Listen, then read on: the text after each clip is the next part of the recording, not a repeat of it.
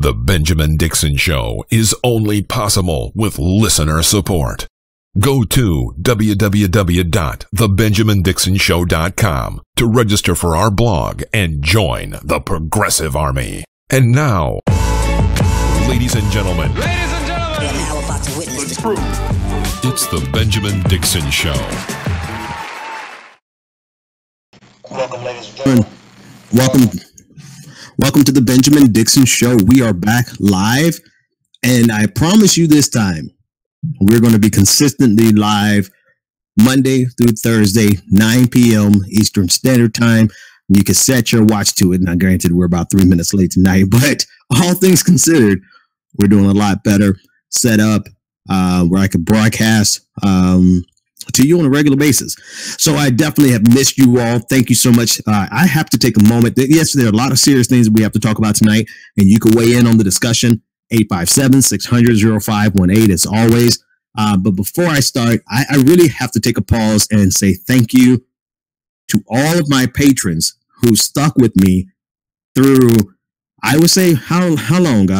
3 months, 2 months, about 3 months of transition, not really knowing exactly when I could get back in full effect, but patrons who stuck with me, and even those who didn't. We lost about 30 patrons, maybe 40, but we had enough who stayed. So thank you all so very much.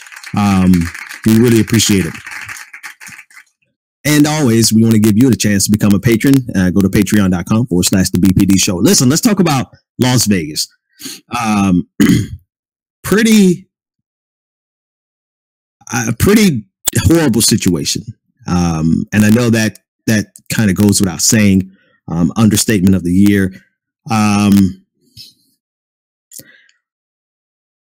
There are a lot of, I don't even know where to start with this, because it seems like we come back to this place far too often. We're back here again. And not only are we back to a mass shooting, we're back to a mass shooting that makes the last one that was so crazy, that was so heart-wrenching, that really broke our hearts. Pulse nightclub, 2016. This would happen in Las Vegas last night or overnight. It pales in comparison to that, to the Pulse nightclub. Pales in comparison. And it's not to disrespect Pulse nightclub.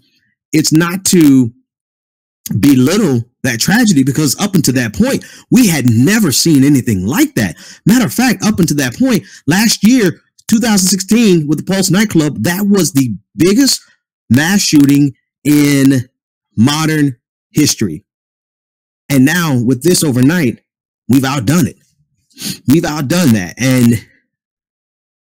And I guess that's probably the most accurate place to start before we give any commentary on anything else, is the fact that here we are again with another incident that is now the largest mass shooting in modern U.S. history.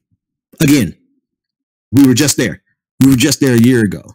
And before I get into any of the political implications, political conversations, any of that, we just have to pause for that alone, that here we are yet again, another, what's there to be said? What's there to be said? One thing that I do want to know is, are we capable? Are we capable of actually doing something about it? The sad reality is, if we didn't do anything for Sandy Hook, 27 people were killed, and up until that time, we had never seen anything like that.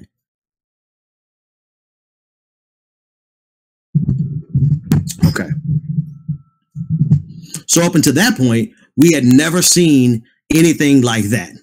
And here we are outdoing every single event. We seem to be able to outdo the previous one that we've never seen before. And every time we show an inability to actually learn from that. And every time we show an inability. Okay, so I'm checking that out, the audio. Every time we show an inability to be able to do something differently, we show an inability to be able to go and to change what's happening. We show an inability to be able to actually learn from a previous tragedy, and we just keep doing the same thing over and over again. And to me, that's the saddest indictment. That is the saddest indictment about this entire situation, is that we're not going to change. We haven't learned anything, and we're going to keep doing the same thing over and over again as an American, as a nation. And I want to know what you think about that much. 857-600-0518. I want to make some adjustments here on the fly here. I want to make sure that the audio is better for you. But yeah, you know, I'm gonna be honest with you. I think I'm getting some feedback from. Unfortunately, I think the microphone is probably shot. If it's that bad, you know, let's try it there. I think the microphone is. So anyway, I do want to know what you think about it, and we have callers calling in already. 857-600-0518. Let's take this first caller while we figure out some things on the technical side. Caller, you're on the air. What's your name, comment, and/or question? Hey, Pedersen, Bryce, can you hear me? Yeah, I can hear you fine, Bryce. How's it going, man? Going good. So yeah, well, we're not going to change the situation because the NRA pretty much controls the Republican Party, and they don't really care as much, obviously. And we're not going to change. I mean, we couldn't change for Sandy Hook. We're not going to change for this. And even every time, and even when the Democrats are president, you know, or have power, they do push it. They do try to push to do something, but if they don't go far enough, where they get blocked, and then it becomes this, big war in Congress. And then, you know, the Republicans and of course the Second Amendment, which is just totally misinterpreted. I think we've gone over that before. And that's just the big problem. Is the gun lobbies, the NRA, the defense contractors, all this money that's flowing, and people kind of just don't care in the sense that until that stops, well, we're not going to solve the problem. It's going to get worse and worse and worse. You know, unless it affects one of the politicians, and maybe, but I think even then, and hey, it is what it is. We got to make our money. Thanks for the call, Bryce.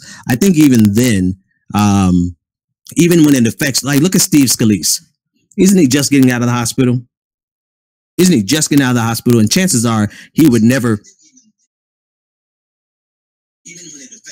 I think Steve Scalise, even now that he's just getting out of the hospital, as you guys can tell, I'm checking the audio as we go. I think the entire microphone is blown, which I'll probably take a break here and switch out microphones. But even Steve Scalise in this situation shot, and he's not going to vote for gun control. And when we say gun control, they try to make it seem as though it is some. They try to make it seem as though we're trying to take away guns altogether. And some people may be there, but I don't think most, even progressives, are there. Most progressives are in favor of some ability for Americans to have weapons. But they try to scare us with this gun control line. And the reality of it is that they don't want any control. They don't even want you to have to register. They don't want you to have to do background checks. And these are the types of things that they go after, even though they know, even if they're victims of gun violence. That's the saddest thing about this. All right, guys, before we even get into this really good, I'm going to take a pause, and I'm going to see if I could, I'm going to run a little break here, a clip from back in from the vaults, from the Dixon vaults. I want you to take a listen to this while I set up a different microphone, because I don't want to keep going with the same mic issue. So we're going to go here, and we will be back right, let's see, right after this. Here's a priceless clip from the Dixon vaults. Bill O'Reilly wants to go to war, and he's declaring war. But Bill O'Reilly is soft as pancakes, man. Soft as pancakes. He likes to talk tough, and he pretends, he gives this facade that so many angry white people can rally behind. And then there's some black people. Don't get me wrong. There's some black people who run behind him and some Asian people. But predominantly, his audience is overwhelmingly angry white people. And so he likes to feed them incessantly, feeds them, I would say, racism light, like diet racism. The 0-calorie version of racism. It's the kind of stuff that he feeds them. And it's not just race. I mean, he feeds them that with Islamophobia. He feeds them that. And this is Fox News in general, but we're talking about Bill O'Reilly. Islamophobia, xenophobia, homophobia. He feeds all of them this, the light version, the type that can go without people really realizing what it is if they don't have a nuanced mind, right? If they are stuck on simple and all they see is the type of people who don't see any racism in the Confederate flag, but they see racism in President Obama using the N-word to actually expose racism. Those are the type of people who can listen to Bill O'Reilly and not ever think that they're being exposed to racism and sexism and homophobia, right? I mean, they're against gay people. They're against anything that is not what Bill O'Reilly said. Hang on. He said it himself. America is run by white Christian men. Right. So they have an agenda that is dead set on maintaining the status quo. Racism and white supremacy are merely tools. They're means to an end. Racism and white supremacy is how they get the poor white people who are just as much a victim of this economic system as poor black people. It just disproportionately affects black people, right? Statistically, the numbers are against us, African Americans. But racism is how they get poor white people to think that poor black people are the problem, when in actuality, it's the economic system and the manner in which we play capitalism that is ultimately the problem. But how do you distract them from realizing that the reason they don't have jobs is not because of the immigrant that crossed the border, but it's because of the jobs that were shipped overseas? Because capitalism. How do you distract them? Well, you feed them red meat racism. And you make them feel as though the people in the hood are worse than the people in the trailer parks. And that I might be in the trailer park, I might be on food stamps, but damn it, I'm not a black welfare queen. That's exactly how you keep them distracted for generations from realizing that the very people who are hurting them are the same people who are making them angry day in and day out. And Fox News is the ultimate propaganda machine. All right, welcome back. Welcome back. Now this microphone is going to be totally different, but we're going to make it through tonight's show, and I'm going to troubleshoot all of this between tonight and tomorrow. But more importantly, let's get the conversation going. And 857-600-0518. No idea how this sounds for you because I haven't had a chance to troubleshoot it. But most importantly thing is that we just want to talk about this, because one thing that I noticed about this tragedy in Las Vegas is the desire of conservatives.